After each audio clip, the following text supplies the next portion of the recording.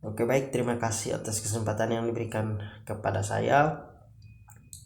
Saya perlu menjelaskan bahwa pembuatan video ini adalah sebagai pemenuhan daripada tugas ujian tengah semester pada mata kuliah hubungan pusat dan daerah. Jadi di sini juga saya perlu menjelaskan dan memperkenalkan diri. Nama saya Ferdinand Hussein Wenggu. Saya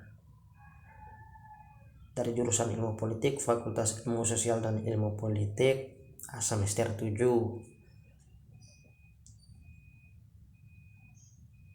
Di sini juga saya ingin memperkenalkan atau saya mau memperkenalkan bahwa mata kuliah hubungan pusat dan daerah ini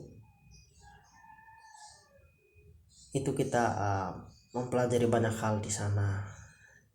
Kita mempelajari bagaimana dan apakah hubungan-hubungan pemerintah pusat dan pemerintah daerah dalam memajukan kesejahteraan masyarakat di daerah. Jadi kita akan melihat sumbangsi apa yang diberikan oleh negara maupun oleh pemerintah daerah dalam hal kemakmuran atau keadilan atau kesejahteraan dalam suatu masyarakat. Jadi mata kuliah ini itu diampuh atau diasuh oleh Bapak dosen Pak Ahmad Syafruddin.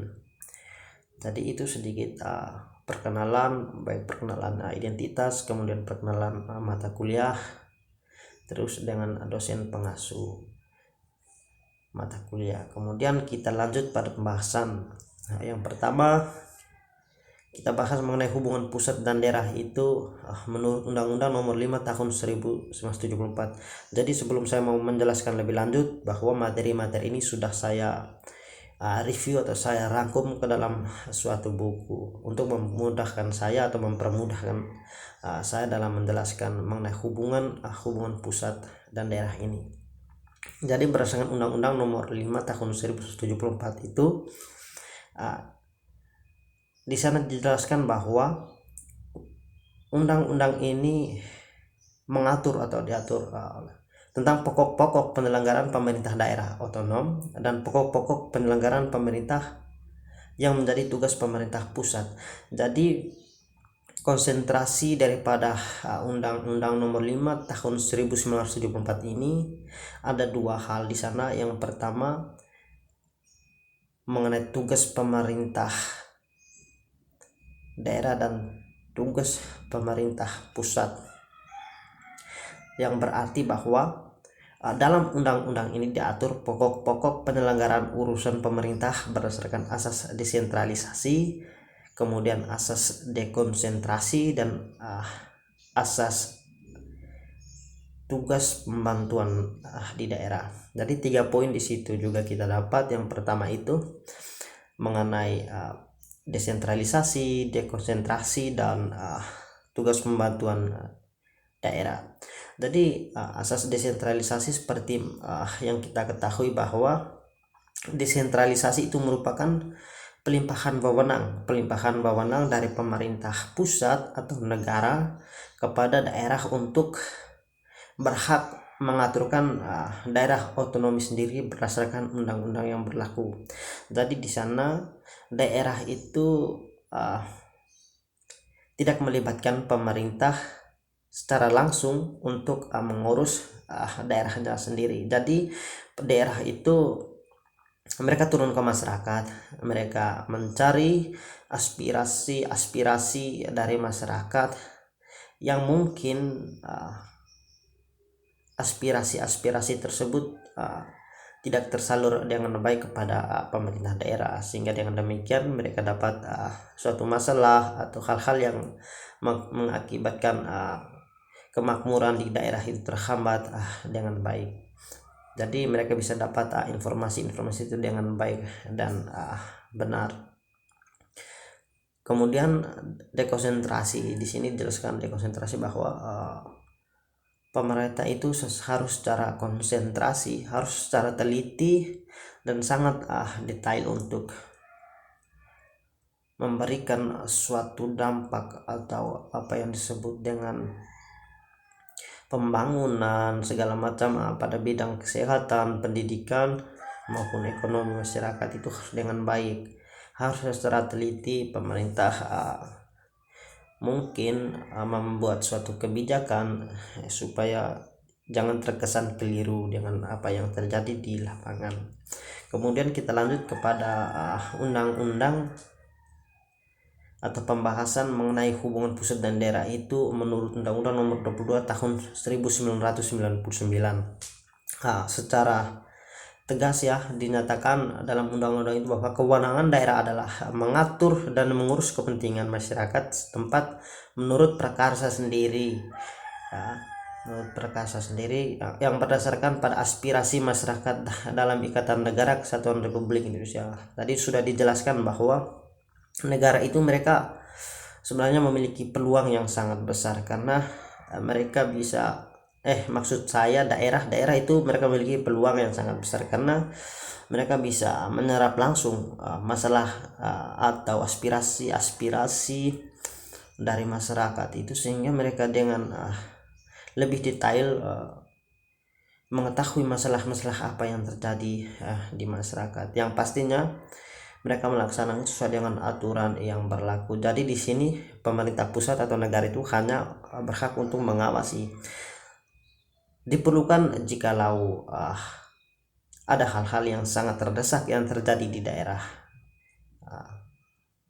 Jikalau ada hal-hal yang mungkin harus membutuhkan campur tangan pemerintah pusat yang secara lebih besar, mungkin hal itu bisa terjadi juga. Kemudian kita lanjut kepada pembahasan mengenai hubungan pemerintah pusat dan daerah ini menurut Undang-Undang tahun 2004 nomor 32. Jadi pemerintah daerah itu menyelenggarakan urusan pemerintahan yang jadi kewenangan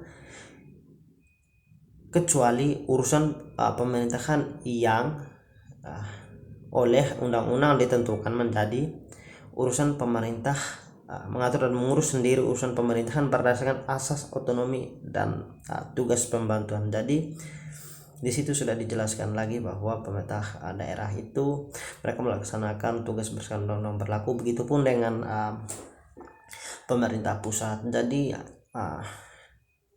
sebenarnya manfaatnya sangatlah besar ya, pemerintah pusat melakukan desentralisasi atau pelimpahan wewenang yang sebesar-besarnya kepada masyarakat daerah atau pemerintahan daerah untuk bagaimana pemerintahan daerah itu dapat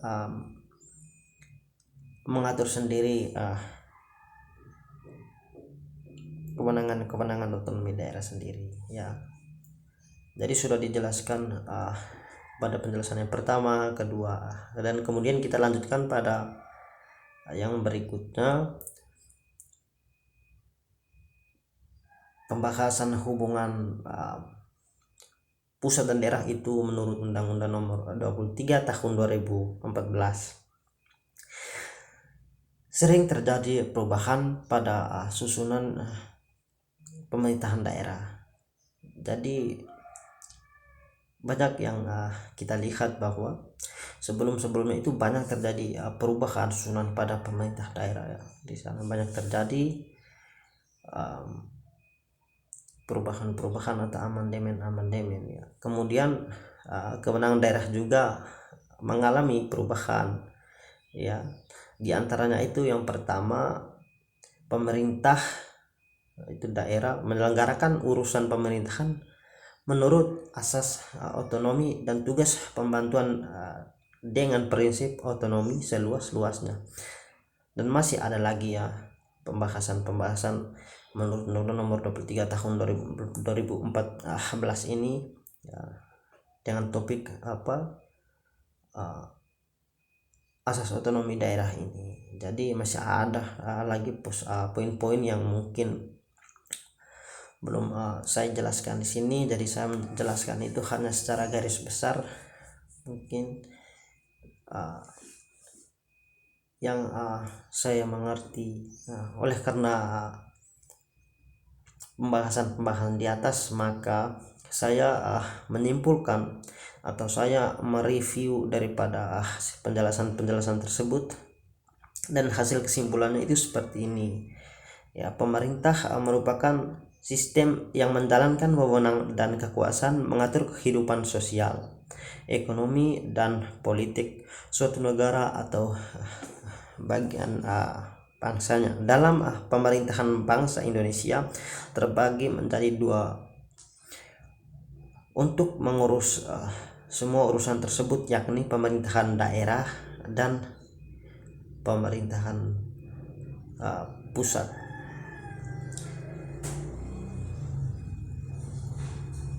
Dalam menjalankan pemerintahannya, hubungan pusat dan daerah itu harus terjalin dengan baik, ya, harus terjalin dengan baik dan harmonis demi kemakmuran rakyat. Jadi ini sangat dibutuhkan, ya, hubungan pusat dan daerah itu harus terjalin dengan baik, harus tetap harmonis, harus tetap saling komunikasi, pokoknya harus bekerja sama dengan baik, ya. Toh semua itu dilakukan untuk kemakmuran atau tujuannya untuk memakmurkan bangsa Indonesia sendiri.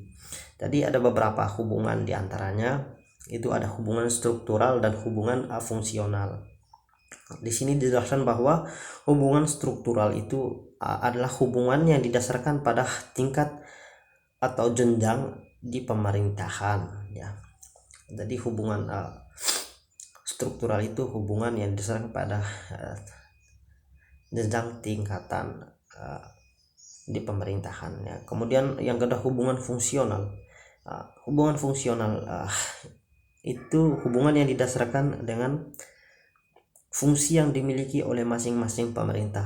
Jadi di sini dijelaskan bahwa hubungan fungsional itu adalah lebih kepada atau dijelaskan lebih terarah kepada atau terfokus kepada fungsi pemerintahan itu sendiri. Jadi mungkin hanya seperti itu sedikit yang saya jelaskan mengenai hubungan pusat dan daerah menurut beberapa undang-undang tersebut. Jadi saya mohon maaf jikalau ada kesalahan kata atau kekeliruan dalam tingkah laku mungkin pada saat saya melakukan atau menjelaskan materi ini. Saya mohon maaf. Sekali lagi saya mengucapkan terima kasih banyak atas kesempatannya. Selamat siang dan salam sehat.